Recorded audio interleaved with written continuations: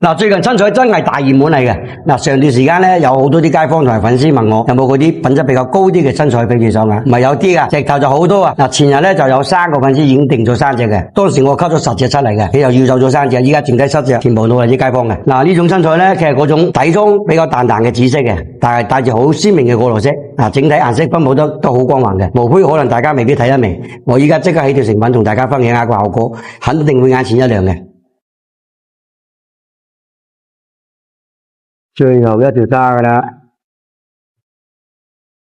嗱，依家啲畫光已經全部呈現晒出嚟嘅，成條手鐲睇起身係咪好清新脫着嗰隻？睇起身嗰種感覺就舒服，沙能過埋隻砂紙就 OK 啦，就可以拋光嘅，搞掂，即刻攞去拋光，哇！啲紫色好吸引人嘅，雖然佢紫色係淡咗啲，佢配戴住嗰啲好鮮明嘅過濾色，搞掂。沙能整埋個內圈就 OK 嘅。哇！你睇，依家內圈啲光感全部呈現晒出嚟，成條手鐲內外已經達到一致嘅光啦，都唔需質疑嘅。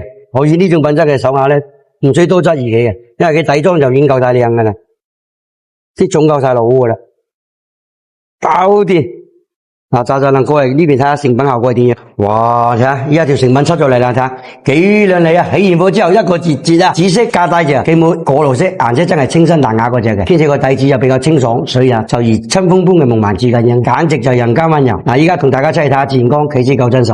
嗱，我哋一齊過嚟睇下自然光效果佢係點樣嘅。